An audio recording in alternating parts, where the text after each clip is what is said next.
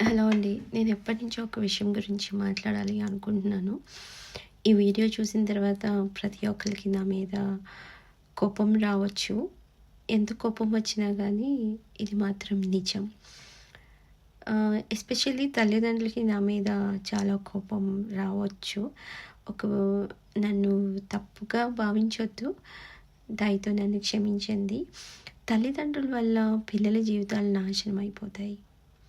ఎందుకంటే నేను ఎప్పుడైనా ఫంక్షన్స్‌కి వెళ్ళినప్పుడు, మ్యారేజెస్‌కి వెళ్ళినప్పుడు అక్కడ రిలేటివ్స్, తల్లిదండ్రుల బంధువులు, మిత్రులు అందరూ వస్తూ ఉంటారు.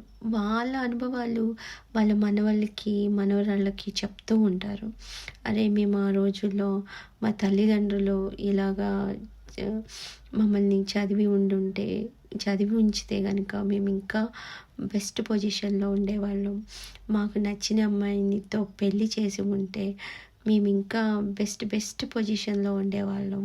ఇంకా బెస్ట్ లైఫ్‌ని లీడ్ చేస్తూ ఉండేవాళ్ళం అని చెప్తూ ఉంటారు వాళ్ళ అనుభవాల్ని. వాళ్ళ అనుభవాలు చెప్పినప్పుడు అనిపిస్తూ ఉంటది. నిజమే కదా! పేరెంట్స్ ఎందుకు అలా చేస్తారు? ఎగ్జాంపుల్‌కి చెప్పాలంటే 10థ్ అయిపోయిన తర్వాత అమ్మాయి గానీ, అబ్బాయి గానీ వాళ్ళు నెక్స్ట్ ఫర్దర్ స్టడీస్‌కి ఏ సబ్జెక్ట్స్ తీసుకోవాలో అనేది పేరెంట్సే చెప్తారు. ఎందుకంటే వాళ్ళు పక్కింటి అమ్మాయిల్ని, అబ్బాయిల్ని కంపారిజన్ చేస్తూ వాళ్ళు ఎంపీసీయో, బైపీసీయో తీసుకున్నారనుకో, పక్కింటి వాడు ఎంపీసీ, బైపీసీ తీసుకున్నాడు. నువ్వు కూడా ఎంపీసీ తీసుకో. అంటే నాకు మ్యాథ్స్ మీద ఇంట్రెస్ట్ ఉంటే నేను మ్యాథ్స్ చదవగలను. నాకు సైన్స్ మీద ఇంట్రెస్ట్ ఉంటే సైన్స్ చదువుకోగలను. నాకు ఇష్టం లేని దాని మీద ఇష్టం తెచ్చుకొని చదువుకో అని అంటే ఎలా చదవగలం? చదవలేం. అప్పుడు చెప్పాలనిపిస్తుంది నాకొద్దు, నేను చదవను, నాకు నచ్చిన సబ్జెక్ట్స్ నేను తీసుకొని చదువుతాను అని చెప్పాలనిపిస్తుంది. కానీ తల్లిదండ్రుల మీద ప్రేమ, గౌరవం వల్ల మన మాటలు మోగబోయి మాటలు నోట్లోంచి రావన్నమాట. అప్పుడు ఆ టైంలో మనసులో తర్జన భర్జన అవుతాం చూసారు. ఆ పెయిన్, ఆ బాధ చాలా దారుణంగా ఉంటుంది. అప్పుడు ఇష్టం లేని దాని మీద ఇష్టం తెచ్చుకొని చదివి అన్నీ చేయాలి అంటే కష్టం. కరెక్టే, నేను ఒప్పుకుంటాను. తల్లిదండ్రులు వాళ్ళ అనుభవాన్ని బట్టి మన పిల్లలు మనకన్నా బెస్ట్‌గా ఉండాలి, బెస్ట్ పొజిషన్‌లో చూడాలి అని అనుకుంటారు. అది కామన్. కానీ మనకు నచ్చింది కూడా ఉంటుంది కదా! మనకి నచ్చిన దాని మీద ఇంట్రెస్ట్ ఉంటే మనం ఇంకా ఎక్కువగా దాని మీద గ్రిప్ తెచ్చుకొని ఇంకా బెటర్ పొజిషన్‌లో వెళ్ళొచ్చు కదా! అదెందుకు ఆలోచించరు? ఈవెన్ అమ్మాయికి పెళ్లి చూపులు చూసినా అప్పుడు చెప్తూ ఉంటారు. ఈ అబ్బాయికి ఆస్తి బావుంది. సో, నువ్వు పెళ్లి చేసుకో. ఆస్తి ఉంటే సరిపోతుందా? మనసు కూడా ఉండాలి కదా! వాడు వాడు పెళ్ళాంతో ఎలాగ బిహేవ్ చేయాలో అనేది వాడికి కూడా తెలియాలి కదా!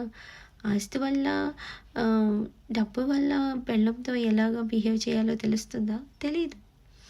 దానికి మ్యూచువల్ అండర్‌స్టాండింగ్ ఉంటేనే, ఒకళ్ళ మీద ఒకళ్ళ నమ్మకం ఉంటేనే గానీ తెలుస్తుంది.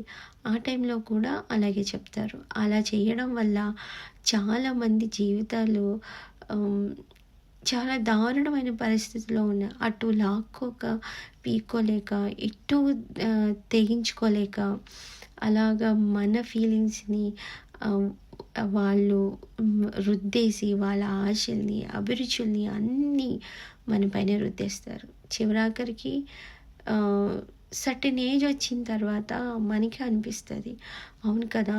ఆ రోజుల్లో నేను గట్టిగా నోరు విప్పి చెప్పి ఉంటే బాగుండేది. నేను బెటర్ లైఫ్‌ని లీడ్ చేసేవాళ్ళము అని అనిపిస్తుంది. కానీ చెప్పలేము.